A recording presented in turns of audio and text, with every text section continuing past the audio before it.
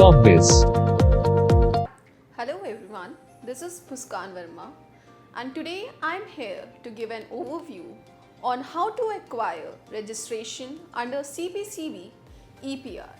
But before proceeding with the authorization process, let's just understand what does extended producer's responsibility actually means.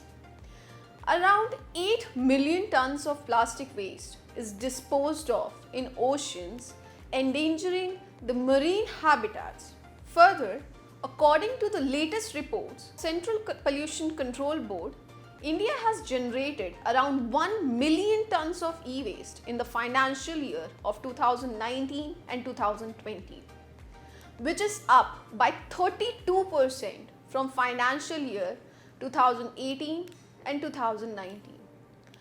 These figures and statistics clearly represents how gradually the pollution has increased in India, which not only affects the environment but also affects the overall human development and health. In order to address these issues, the Government of India introduced in 2016 the concept of producer's responsibility or extended producer's responsibility, which although in India right now is only limited to plastic and e-waste, mentioned under the plastic waste management and e-waste management rules respectively.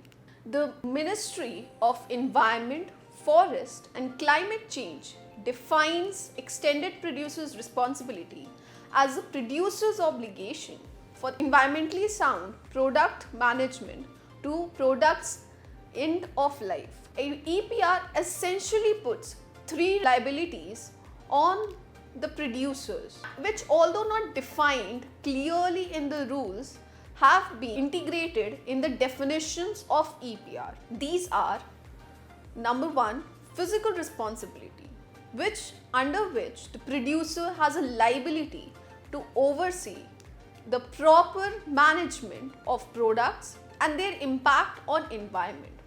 Second is economic responsibility, which covers the liabilities on the manufacturer to bear all the portions of expenses relating to proper management of the waste. And the last is informative responsibility, under which the producers have a responsibility to acknowledge and spread awareness regarding the EPR policies and its benefit to the society. The Central Pollution Control Board provides EPR certificates under the management rules. Now, when we are clear about the concept of EPR, let's move forward with the authorization process. Under authorization process, the regulatory body is the Ministry of Environment, Forest and Climate Change. It is mandatory for all the producers, manufacturers, importers as well as bulk consumers, so that their activities can be properly monitored and regulated by the authorities. The process involves completing and filing of the application with the document mandated by the CPCB, submission of the said application, review of the said application, and finally grant of authorization. Every producer which is listed in Schedule 1 of the rule must apply in accordance to the Form 1 and submit it to the Central Pollution Control Board or the State Pollution Control Board as mentioned or stipulated under the law. The documents that are required to be submitted along with the EPR authorization application are Memorandum of Association, Certification of Incorporation, Company's PAN card, Board Declaration of Authorized Signatory. Along with these, they also require Importer and Exporter Code, if applicable, in case the importers or exporters required to export waste or import waste from outside countries, sole proprietor or KYC authorized signatory, and lease or rent proof.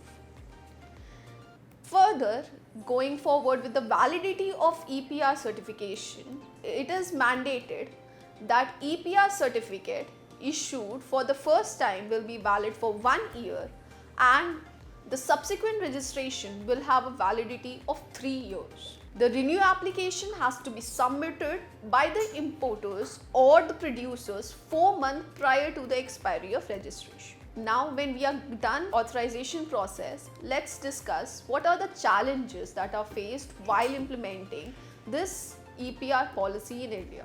Every policy that is implemented in India had to be implemented while following the guides and the norms that are provided under the rules. The major challenges that are faced during the execution of EPR policies are divided into 3 categories.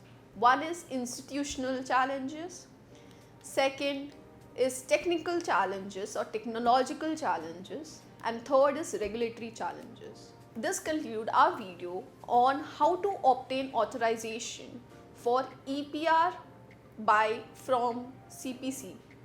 For further details regarding the registration process, the renewal process, or the additional licenses to be obtained during the registration of EPR, you can check our blog published on a Corbis website, and for more details and information, contact Corbis from the detailed provided below. At Corbis, we have an excellent team of experts that can assist you regarding various environmental services. You can also comment down below on any query that you may have.